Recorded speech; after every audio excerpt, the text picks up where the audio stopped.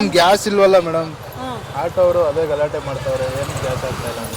ಇಲ್ಲ 11:30 12 ಗಂಟೆಗೆ ಈಗ ಖಾಲಿ ಆಗಿದೆ. ಖಾಲಿ ಆಯ್ತಾ ಅಥವಾ ಸ್ಟಾಕ್ ಇಟ್ಕೊಂಡಿಲ್ಲ? ಖಾಲಿ ಆಗಿದೆ. ಡೈರೆಕ್ಟ್ ಆಗಬೇಕಾದ್ರೆ ನಿನ್ನೆ 12 ಗಂಟೆ ರಾತ್ರಿವರೆಗೂ ಗ್ಯಾಸ್ ಹಾಕ್ತಿದ್ದೀವಿ. ನಿನ್ನೆಯಿಂದ ಹಾಕಿದ್ದಾರೆ, ಇವತ್ತು ಬೆಳಗ್ಗೆಯಿಂದ ಇಲ್ಲ. ಇವಾಗ ಹೌದು ಮೇಡಮ್, ನಾವು ಡ್ರೈವರೇ. ಬೆಳಗ್ಗೆ ನಾನು ನೋಡ್ಕೊಂಡು ಅವಾಗ ಇತ್ತು ಗ್ಯಾಸು. ಇವಾಗಲೂ ನಾನು ಅಲ್ಲಿಂದ ಬಂದಿದ್ದೀನಿ. ಇವಾಗ ಖಾಲಿ ಆಗಿದೆ. ನಾನು ನಿಂತಾಗ 10 ಗಂಟೆ ಮೇಡಮ್. ಓಕೆ, ಇಷ್ಟೊತ್ತರೆಗೂ ನಿಮ್ಗಿಲ್ಲ. ಏನು ಮಾಡ್ತೀರಾ ಮತ್ತೆ? ಏನು ಮಾಡ್ತೀರಾ, ಹಂಗೆ ಹೊತ್ತು ನಿಲ್ಲಿಸ್ತೀವಿ ಅಷ್ಟೇ. ಏನು ಮಾಡೋಕ್ಕಾಗಲ್ಲ.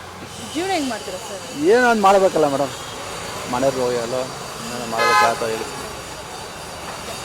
ನೀವು ನಂಬರ್ ಏನೋ ಕೊಡ್ತಾ ಇದ್ರಿ, ಏನಕ್ಕೆ ಟೋಕನ್ಗೆ? ಅದೇ ಅವರು ಗಾಡಿ ಯಾವಾಗ ಬರುತ್ತೆ ಅಂತ ಕೇಳ್ತಾವ್ರೆ. ಸರಿ, ಹಿಂಗೆ ಫೋನ್ ಮಾಡ್ಕೊಂಡು ಬಂದ್ರಿ ಮಾಡ್ತಾವ್ರೆ. ಏನು ಹೇಳಿ ಸರ್? ಟೋಕನ್ ಕೊಟ್ಟಿರೋರಿಗೆ ಒಂದು ಲೈನು, ಟೋಕನ್ ಇಳಿದಿರೋರಿಗೆ ಇನ್ನೊಂದು ಲೈನು ಅಂತೇಳಿ ಟೋಕನ್ ಕೊಟ್ಟು ಕಳ್ತಾರೆ. ಬೆಳಗ್ಗೆ ನಿಂತಿದ್ವಲ್ಲ ನಾವು, ನಿಂತಿರೋದಕ್ಕೆ ನಮಗೆ ಟೋಕನ್ ಕೊಡ್ತಾವ್ರೆ. ಈಗ ಟೋಕನ್ ಬರೋವರೆಗೂ ಸುಮ್ಮನೆ ನಡೀತೀರಾ? ಇವಾಗ ಬೇರೆ ನೋಡ್ತೀವಿ, ಬೇರೆ ಕಡೆ ಹೋಗಿ ತಗೋಬೇಕಲ್ಲ ಮೇಡಮ್, ಏನೋ ಒಂದು ಮಾಡಬೇಕಲ್ಲ. ಆಲ್ಮೋಸ್ಟ್ ಎಲ್ಲ ಕಡೆ ನೋಡಿ, ಹೆಬ್ಬಾಳ ಇಲ್ಲ, ವಿಜಯನಗರದಲ್ಲಿ ಇಲ್ಲ, ನಮ್ಮ ಬಿ ಎಲ್ ಸರ್ಕಲ್ ಅಲ್ಲಿಲ್ಲ, ಎಲ್ಲೂ ಇಲ್ಲ. ಆದರೆ ಏನು ನಮ್ಗೆ ಕಾಯ್ತೀವಿ, ಸಿಗ್ತಾ ಇಲ್ಲ. ಅದಾಗಿ ನಮಗೆ ಈಗ ಜೀವನ ನಡೆಸೋದು ಹೆಂಗೆ ಅಂತ ಗೊತ್ತಾಗ್ತದೆ. ಸರ್ಕಾರ ಒಂದು ದೇವರನಿಗೂ ಯಾವ ಸರ್ಕಾರ ಇದೆಯೋ ಏನೋ ಗೊತ್ತಿಲ್ಲ, ಹಂಗಾಗ್ಬಿಟ್ಟಿದೆ. ಈಗ ಅವರು ಬರೀ ಎಲೆಕ್ಷನ್ ಡ್ಯೂಟಿ ಎಲ್ಲ ಓಡಾಡ್ತಾ ಇದ್ದಾರೆ. ದಾವಣಗೆರೆ ಬೈ ಎಲೆಕ್ಷನ್ ಓಡಾಡ್ತಿದ್ದಾರೆ. ನಮ್ಮ ಜೀವನದ ಬಗ್ಗೆ ಯಾರು ಚಿಂತನೆ ಇಲ್ಲ. ಅದು ಬರಲಿ, ಎಲೆಕ್ಷನ್ ಬರಲಿ, ಅವರು ಅವಾಗ ನಾವು ಮಾತಾಡ್ಬೇಕು ಅಷ್ಟೇ. ಅವ್ರಿಗೆ ನಾವು ಮಾತಾಡ್ಬೇಕು. ಯಾರು ಬರಲ್ಲ. ಅಲ್ಲ, ಏನಂದ್ರೆ ಎಲೆಕ್ಷನ್ ಟೈಮ್ಗಳು ಮಾತ್ರ ಮನೆ ಬರ್ತಾರೆ. ನೀವೀಗ ಅಂತೀರಾ ಅಷ್ಟೇ, ನೀವೇ ಆಗ್ತೀರಾ?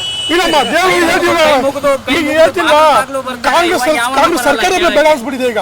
ನೋಡಿ, ಇದುವರೆಗೆ ಯಾರು ಬಂದು ನಮ್ಗೆ ಕೇಳ್ತಾ ಇಲ್ಲ ಯಾರು. ಕಾಂಗ್ರೆಸ್ ಸರ್ಕಾರ ಏನ್ ಹೇಳುತ್ತೆ ಗೊತ್ತಾ?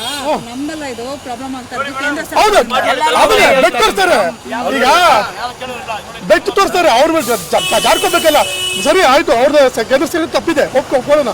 ಈಗ ಇವರು ಇಷ್ಟು ನಾವು ಒದ್ದಾಡ್ತಿದೀವಲ್ಲ, ನಮ್ಗೆ ಯಾರು ಸಮಾಧಾನ ಮಾಡ್ತಿದ್ದಾರೆ? ಒಂದು ಯಾರು ಒಬ್ರು ಎಲ್ಲ ಅಲ್ಸಾಯ್ತಾ ಇದ್ದಾರೆ, ಹೋಗ್ಬಿಟ್ಟು ಅಲ್ಲೋಗಿ ಕೇಳ್ತಾ ಇದ್ದಾರೆ ಯಾರು ಎಲೆಕ್ಷನ್ ಬಗ್ಗೆ. ಅವ್ರ ಚಿಂತೆ ಅವ್ರಿಗೆ, ನಮ್ಮ ಚಿಂತೆ ಯಾರು ಮಾಡ್ತಾ ಇದ್ದಾರೆ.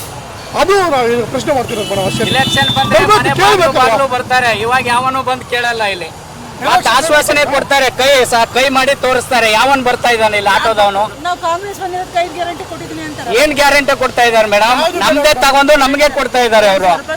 ಏನ್ ಕೊಟ್ಟಿದ್ದಾರೆ ಮೇಡಮ್? ನಮ್ದು ಬಸ್ ಟಿಕೆಟ್ 20 ರೂಪಾಯಿ ಮಾಡಿದ್ರು, ಜೆಂಟ್ಸ್ಗೆ 3 ರೂಪಾಯಿ ಜಾಸ್ತಿ ಮಾಡಿದ್ರು. ನಮ್ದೇ ಕೊಡ್ತಾ ಇಲ್ವಾ? ಎಣ್ಣೆ ರೇಟು 50 ರೂಪಾಯಿ ಜಾಸ್ತಿ ಆಯ್ತು, ಗ್ಯಾಸ್ ರೇಟು 50 ಡಬಲ್ ಆಗಿದೆ. ನಮ್ದೇ ತಿಂದು ನಮ್ಗೆ ಕೊಡೋದು. ಮತ್ತೆ ಇದೇನಾಯ್ತು ಇವ್ರು ಕೊಟ್ಟಂಗೆ? ಏನ್ ಆಶ್ವಾಸನೆ ಕೊಡ್ತಾರೆ ಇವರು?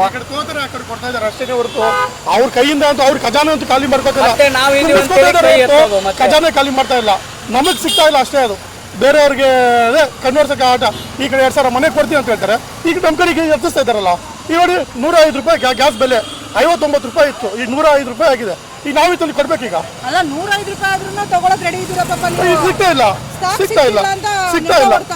ಬಟ್ ಅದೇ ಇನ್ನೊಂದು ಮೇಡಮ್, ಸರ್ಕಾರಿ ನಿಗದಿಪಡಿಸಿರೋ ರೇಟು ಒಂದು ಇರ್ಬೋದು ಏನೋ, ನನ್ಗೆ ಗೊತ್ತಿಲ್ಲ. ಅದು ಬಂಕ್ಗಳಲ್ಲಿ ತುಂಬ ಅವ್ಯವಹಾರ ನಡೀತಾ ಇದೆ.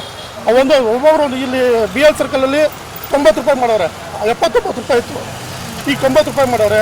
ಕೆಲವು ಕಡೆ 130 ಹೊಡೆದಾಗಿದೆ ಅಂತ ಕೆಲವು ಕಡೆ. ಆ ಸರ್ಕಾರ ಇದ್ರ ಬಗ್ಗೆ ಗಮನ ಕೊಡಬೇಕು ಸರ್. ಎಲ್ಲ ಬಂಕ್ಗಳಲ್ಲೂ ಇಷ್ಟೇ ನಿಗದಿ ಮಾಡಿಬಿಟ್ಟು ಕೊಡಬೇಕು. ಎಷ್ಟೋ ಬಂದಂಗೆಲ್ಲ ಮಾಡಿದ್ರೆ ನಾವು ಹೆಂಗೆ ಜೀವನ ನಡೆಸೋ ಗೊತ್ತಾಗ್ತಿಲ್ಲ. 20 ದಿವಸ ಆಯ್ತು ಮೇಡಮ್, ಇನ್ನೂವರೆಗೂ ಯಾರು ಒಬ್ರು ಬಂದಿಲ್ಲ ಕೇಳೋಕೆ. 20 ದಿವಸ ಆಯ್ತು ಮೇಡಮ್ ಲೈನಲ್ಲಿ. ಇದೇ ತರ ಕಂಟಿನ್ಯೂ ಆಗ್ತಾ ಇದೆ. ನಮ್ಗೆ ಒಂದೊಂದ್ ದಿನ ಸಿಗ್ತಾ ಇದೆ, ಒಂದೊಂದ್ ದಿನ 2 ದಿನ ಬಾಡಿಗೆ ಇಲ್ಲ ನಮ್ದು. 2 ದಿನ ಹೆಂಗ್ ಬದುಕೋಣ ಮೇಡಮ್? ಮತ್ತೆ ಆಟೋದವ್ರ ಜೀವನ ಪರಿಸ್ಥಿತಿ ಹೆಂಗು ಮೇಡಮ್? ಬೀದಿಗೆ ಬಂದ್ಬಿಟ್ಟಿದೀವಿ ಎಲ್ಲ. ಆಟೋದವ್ರ ಪರಿಸ್ಥಿತಿ ಹೆಂಗೆ? ಈಗ ಅರ್ಧ ದಿವಸ ಕೆಲ್ಸಕ್ಕೆ ಹೋದ್ರೆ ಈಗ 105 ರೂಪಾಯಿ ಇದು ಇಲ್ಲು. ನಾವು ಗಾಡಿ ಓಡಿಸಿದ್ರೆ ಅರ್ಧ ದುಡ್ಡು ನಮ್ಗೆ ಮಿಗ್ತಾ ಇಲ್ಲ. ನಮಗೀಗ 1000 ರೂಪಾಯಿ ದುಡಿತೀವಿ ಅಂದರೆ 500 ರೂಪಾಯಿಗೆ ಇಲ್ಲೇ ಆಗಬೇಕು, 500 ರೂಪಾಯಿ ಕೊಡುವ ಅಂಥ ಪರಿಸ್ಥಿತಿ ಬಂದ್ಬಿಟ್ಟಿದೆ ನಮಗೀಗ. ಈಗ ಮನೆಗೆ ಈಗ ಮಕ್ಕಳಿಗೆ ಇದು ಬಂತೀಗ, ಏನು ಮಕ್ಕಳ ಸ್ಕೂಲ್ ಫೀಸ್ಗಳು ಎಲ್ಲ ಎಕ್ಸಾಮ್ ಎಲ್ಲ ಬಂತೀಗ. ಅದಕ್ಕೆಲ್ಲ ಏನು ಮಾಡಬೇಕಾದ್ರೆ ಚಿಂತೆ ಆಗ್ಬಿಟ್ಟಿದೆ ಈಗ. ಅದನ್ನು ಸರ್ಕಾರಗಳೇನಾದರೂ ಒಂದು ದಾರಿ ಮಾಡಿಕೊಟ್ರೆ ನಮಗೆ ಅನುಕೂಲ. ಅಂದರೆ ಈಗ ಈಗ ಗ್ಯಾಸ್ ರೇಟ್ಗಳು ಒಂದು ನಿಗದಿ ಮಾಡಬೇಕು, ಎಲ್ಲ ಬಂಕ್ಗಳಲ್ಲೂ ಒಂದೇ ಆ ರೀತಿ ಮಾಡಬೇಕು. ಮತ್ತು ಇದೇ ಪರಿಸ್ಥಿತಿ ಕಂಟಿನ್ಯೂ ಆದರೆ ಸ್ವಲ್ಪ ಡ್ರೈವರ್ಗಳ ಬಗ್ಗೆ ಗಮನ ಕೊಡಬೇಕು ಅಂತ ಕೇಳ್ಕೊತೀನಿ ಮೇಡಮ್ ಅಷ್ಟೇ ಕೂಡ. ಡ್ರೈವರ್ಗೆ ಗಮನ ಕೊಡಬೇಕು ಸರ್ಕಾರ ಅಷ್ಟೇ. ನೋಡ್ತಾರೆ ಬಿಡಿ ಸರ್ಕಾರ.